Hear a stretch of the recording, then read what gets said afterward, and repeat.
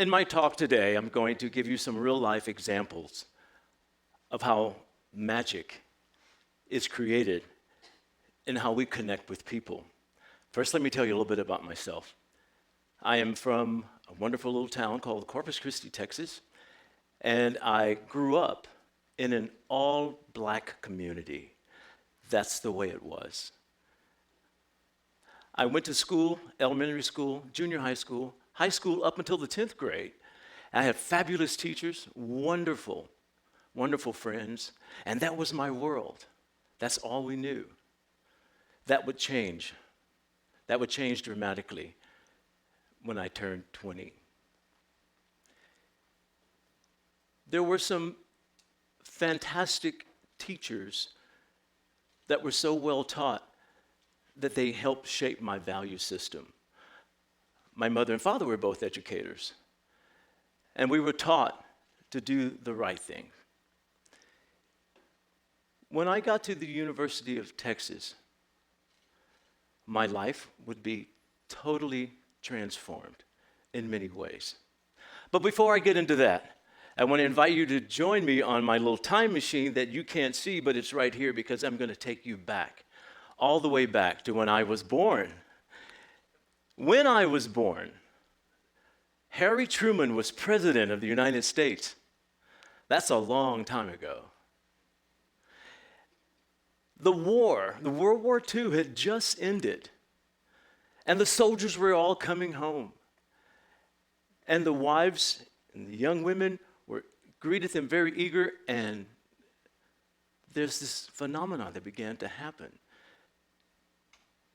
We called it the baby boomer generation.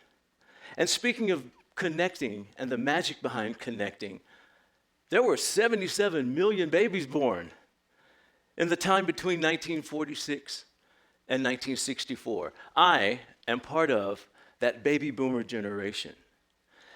And for years, all the way up to last year, we were the largest generation, as we identify generations these days, in America. The millennials just took over last year. So I'm going to have a special message for my millennials in just a little bit. But as we take a trip on my make-believe time machine, let's go all the way back. As I said earlier, I was born and raised and grew up in an all-black community. When I hit the 10th grade, desegregation took place in America. And I went to an integrated school, and that's when my world began to change because I got to go to school with other students that didn't look like me. But yet, through our experiences, especially in band, which I would later become a band director and realize my purpose in life, I began to meet other people, and we would make music together, and we would have experiences. And some of them were through success, and some of them were through failures. And just going through all of that together, we began to place a new value on what life was like as we were becoming young adults. In 1971, after I graduated in the turbulent 60s, graduating class of 1969, I came to the University of Texas as a junior, a music major. And I made the Longhorn Band, the University of Texas Longhorn Band. And the director of the Longhorn Band was this phenomenal teacher, wonderful mentor, great friend, Vincent R. Danino. And we affectionately called him Mr. D. And there are literally hundreds and hundreds and hundreds of people that went through the Longhorn Band under Mr. D. He got here in 1955, and the Longhorn Band here at the University of Texas they used the word ragtag, and he built this phenomenal institution. And the reason I'm sharing this with you is because I learned from him what a family environment made up of all different people, different walks of life, and how you can make your value system such that it helps you as an individual find your purpose, as I found mine. Mr. Danino had a phenomenal memory, and he remembered every student he taught. He had such an incredible memory. When you told him one time what school you attended and who your band director was, he knew that person. He knew all about you because he values an individual. So he had that magic of connecting with people. I modeled myself after Mr. Danino. He was one of those teachers that I'm so fortunate to have, and he impacted my life. In 1971, on January 22nd, it's 1973, January 22nd, the 33rd President of the United States, Lyndon B. Johnson, was pretty ill, had a heart attack, and died. As a leader of the Longhorn Band, because Mr. Danino had thought that highly of me, I was on the leadership team. That following Sunday, January 23rd, I got a phone call from Mr. Danino.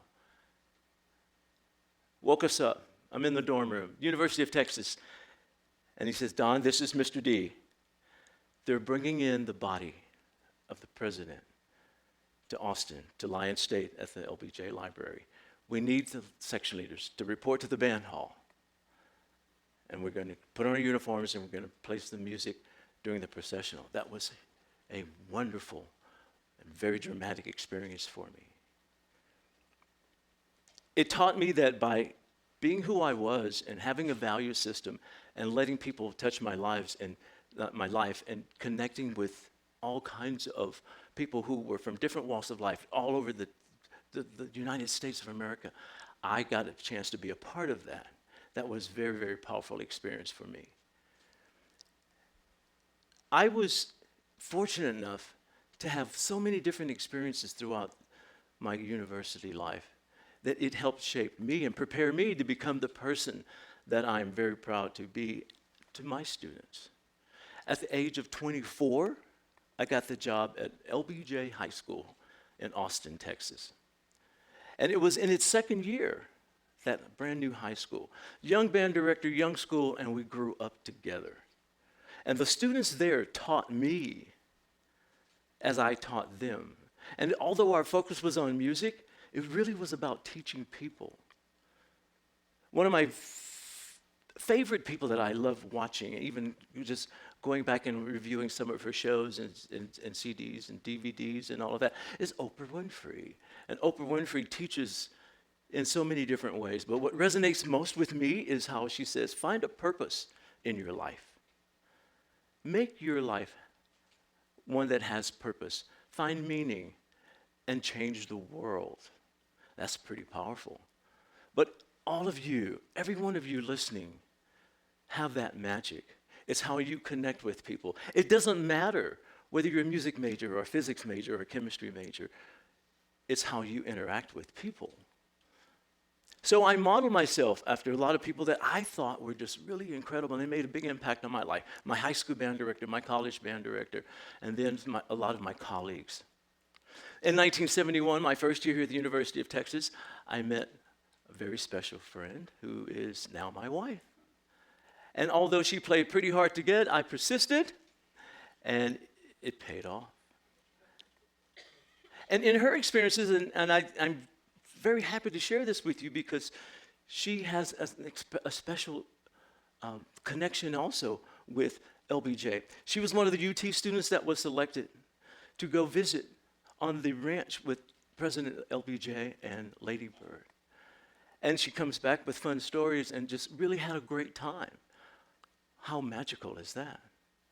And then later on, after she got her master's degree at the LBJ School of Public Affairs, was selected to be a part of the Jimmy Carter White House. That's pretty cool stuff. And what she would tell you, and what all of us who kind of grew up in that era of the 70s, it was fast-moving, it was fast-paced, and we were digging our way out of the 60s. And we had a great time being college students and getting ready for the future and shaping our future. Again, on my time machine, I'm going to take you into the 80s. In 1980, Lady Bird and her staff give me a call and ask me if we would get the LBJ Band, which was named for her husband, right, to come and be a part of the ceremony where she started off the Wildflower Center. So my stories that I'm sharing with you are all in support of the fact that just by people connecting with me and the magic that I get to experience these things, now gets the most fun part for me is that I get to have influence over my students and share with them what I know, just as my teachers did for me. When you stand in front of a music organization, there's a certain special kind of magic that happens when you give the downbeat and the instruments are all being performed and you're getting ready for a big concert. You look for the magical moment of expression and the big climaxes and the big release and the crowd goes wild. But before you get to the performance hall, there is a connection between the conductor, the teacher, and the members of the ensemble. And there has to be some real skill there in place for me to, particularly young musicians, to reach and communicate with them what I want to hear. That doesn't just happen automatically. It helps for me to know what that student's background is. How do they resonate with a teacher who's asking them to do something that they've never done before? So there's this element of trust that enters the picture. I am going to give the downbeat and I trust that you're going to respond. You're going to make the best sound you know how. And through all of that, they're learning from me. And we get to like each other because we're going to go and perform. And there's football games and there's pep rallies. And then there's trips. Oh, the trips. In the year 2000, let's go back. In the year 1996, phone call. It's a travel agency. It says, Mr. Haynes, we're looking for a band to represent the United States in the London New Year's Day parade. I went, wow, really? Well, let me get back to you, because I had to take that idea to the administrators and the parents and the kids, and we all collectively went through the ceiling. So come London, come a week before the first, we hop on planes and off we go. What a life-changing experience. I had never gone to Europe before, and many of my students the same. And when we got there, we got to experience some of the most historical places. I can remember us walking around London and taking the subway and just walk up to the Westminster Abbey and see all the great composers that are buried there and Winston Churchill's gravesite. So you see, connecting the people and the experiences that we had were so magical. I have a former student, got his PhD here at the University of Texas. And he was a drum major in the LBJ Band. His name is John Powers. And I got a chance to visit with him last summer, and John and I spoke the other day, and I said, John, I'm going to mention you when I get the chance to speak on my TED Talk. And he said, oh, I'm going to be so honored. John got his doctorate from the University of Texas and med school, only applied to one position. I said, wow. And that was Harvard. And he had such a great interview, but I think a lot of what he would tell you is the fact that he had the opportunity to be a leader in the organization, where he had some opportunities to grow and connect with other people and become comfortable with himself. It changed him. And he was very, very, very, they were blown away with John. He is now a professor at Harvard in the med school and has been there for about 4 years and doing very well. And one other student I'd like to share with you is a gentleman named Dr. Derek Chiang. Derek was the finest flute player in all of Texas, happened to be in the LBJ Band. And Derek is presently in charge of all the students at his particular university in Barcelona, Spain. And he has his physics degree from Harvard, was a graduate of Stanford coming out of the LBJ school. And the reason I'm sharing this with you is because those guys, along with many of the other students that I was fortunate enough to teach, would tell you this was a learning ground Just as I had that same experience here at the University of Texas with Mr. Danino, I felt like my purpose was to take what I had been given and take what I had experienced and the treasure of being in the Longhorn Band and being a part of that big, gigantic 400-member family representing the University of Texas. I took that model and I used it at the school where I taught for 40 years. So when you reach out and get a chance to influence people, like I've had that opportunity, you don't take it for granted. You don't encourage them to go beat up people, of course, but you certainly want them to value that organization.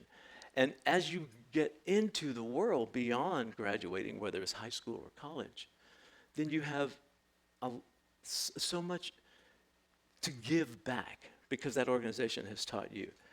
There's a quote that Dr. Derek Chiang has allowed me to put on the website when I was the band director at LBJ. And basically what he says is, I'm so glad I got to be a part of this organization because as a physicist and as a physics professor, it has taught me to have the confidence and in addition to the joy of making music. So he had it all, making art, making music, meeting people, being very creative. So as I stand before you today at this TED Talks, what I want to share with you most of all throughout my journey and my experiences is let your value system be people-centered. Be very, very sure that you are resonating with people. There's a wonderful young millennial. His name is Adam Braun. I enjoy reading his work. He's an author and a Brown University graduate. And I would share a quote with you because I'm kind of aiming this at millennials, which I loved teaching. I love teaching any of those who were born in the 80s and the 90s, right? And he writes, how many times have I missed an incredible connection that could have been made because I had my face in my phone instead of paying attention to those around me? And from his message, I take that, you know how we all have our cell phones and we're so connected. And what that is high technology at its finest. You can look up anything on your phone. But there are times when it takes away from that opportunity for you to be connected. Don't forget about the magic that awaits for you in your connecting with people. Thank you very much.